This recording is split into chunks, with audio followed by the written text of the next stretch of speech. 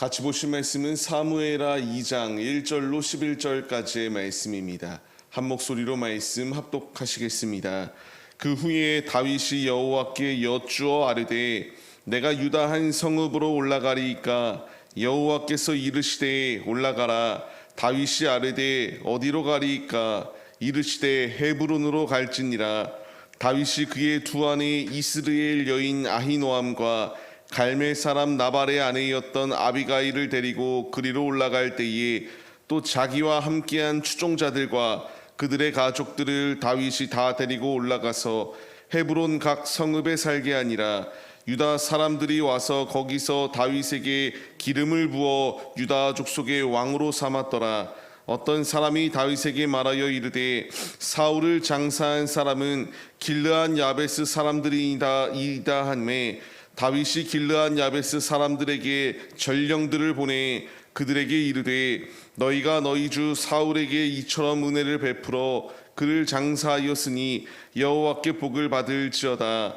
너희가 이 일을 하였으니 이제 여호와께서 은혜와 진리로 너희에게 베푸시기를 원하고 나도 이 선한 일을 너희에게 갚으리니 이제 너희는 손을 강하게 하고 담대히 할지어다. 너희 주 사울이 죽었고 또 유다 족속이 내게 기름을 부어 그들의 왕으로 삼았음이니라 하니라.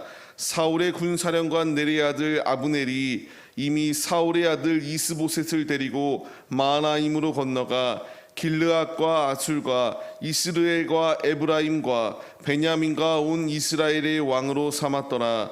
사울의 아들 이스보셋이 이스라엘 왕이 될 때의 나이가 40세이며 2해 동안 왕위에 있으니라. 유다 족속은 다윗을 따르니 다윗이 헤브론에서 유다 족속의 왕이 된 날수는 7년 6개월이었더라. 아멘. 할렐루야. 오늘도 예배의 자리 가운데 모이신 성도님들 주님의 이름으로 환영하고 축복합니다.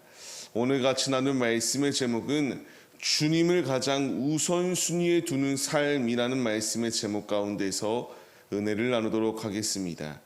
우리가 읽지는 않았지만 이제 사울과 이제 요나단이 죽었다는 소식을 듣게 되고 다윗은 애통한 마음 가운데에 애가를 만들어서 애가를 이렇게 돌리며 같이 그 애가 가운데에서 슬픔을 나눌 것을 이렇게 명령하였습니다. 이어서 나오는 말씀이 오늘의 말씀이에요. 말씀 가운데에 다윗의 모습 가운데에서 우리가 도전을 받고 우리가 이 길을 걸어가야 마땅합니다. 다윗은 이제 시간이 지나게 되니까 하나님께 묻습니다.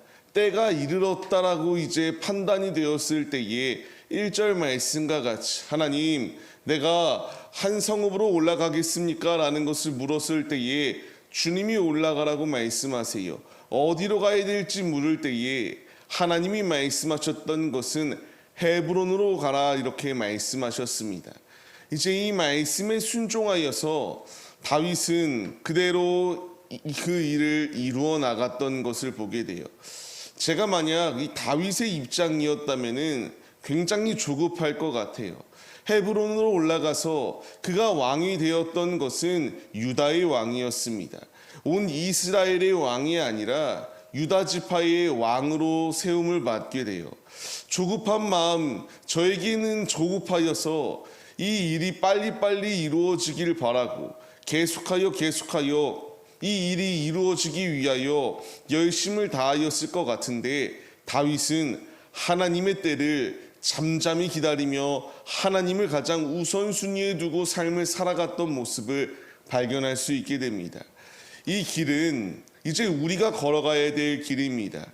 믿음의 길을 걸어가는 우리들 가운데에 우리의 삶 가운데에서 주님을 가장 우선순위에 두고 주님이 원하시는 뜻대로 내가 먼저 앞장서는 것이 아니라 주님이 앞장서 가실 때에 그 뒤를 따라갈 수 있는 믿음, 이 믿음이 우리에게 있어야 됩니다. 우리가 말씀의 교훈을 얻어서 매 순간순간마다 주님께 물어야 되고요. 주님의 응답 가운데서 해야 될 것과 하지 말아야 될 것을 분명히 선을 긋고 순종하여 삶으로 주님의 영광을 나타내는 주님의 도구들의 모습이 우리의 모습이 되어야 마땅합니다. 오늘 말씀에서 보게 되면은 두 왕의 모습이 나오게 돼요. 하나님의 뜻대로 하나님의 마음에 합한 삶을 살아가는 다윗이라는 왕과 아브넬이라고 하는 군사령관이 육신의 욕심 가운데에서 사울의 아들이었던 이스보셋을 왕으로 삼아 그를 통하여 이익을 추구하였던 모습이 있게 돼요. 인간이 세운 왕은 채 2년 정도밖에 가지 못하였던 것을 발견할 수 있게 됩니다. 하나님이 원하시는 뜻은 하나님께 묻고 하나님이 원하시는 뜻대로 움직이는 자를 찾으시고 원하시고 있습니다. 다윗은 절대적으로 이 말씀에 순종하였던 삶을 보였고요. 이 말씀에 순종하여서 11절 말씀을 보게 되면은 무려 그의 그 헤브론 가운데 거하였던 기간이 짧은 기간이 아니라 7년 6개월이라고 하는 기간 가운데서도 하나님의 말씀, 하나님의 때를 기다리며 인내하며 그 자리 가운데에 놓여 있었던 것이 그의 모습이었습니다. 짧은 기간이 아닙니다. 이 기나긴 기간 가운데서도 하나님의 때를 기다리며 유다의 왕으로서의 삶을 살았던 다윗. 이제 이 말씀이 왜 우리에게 중요한가 하면은 하나님께서 이제 우리를 세우시고 우리로 하여금 하나님의 뜻을 이루어 나가기를 원하시거든요. 근데 내가 생각하는 때와 하나님의 때는 분명히 다릅니다. 다름에도 불구하고 다윗이 조급하게 행동하였던 것이 아니라 그 때를 기다리며 준비하였던 것처럼 이제 주님이 이미 우리를 쓰시는 부분도 있고요. 주님이 우리를 연단해 가는 과정 또한 있습니다. 잘 훈련되어서 순종하는 자에게 하나님이 다윗을 사용하신가 같이 우리를 사용하여 주실 그날이 우리 앞에 예비되어져 있음을 기억하시며 우리도 하나님의 때를 기다리며 하나님을 가장 우선순위에 두고 하나님의 말씀 가운데 순종하여 주님의 영광을 나타내는 우리의 모습이 되시기를 소망합니다.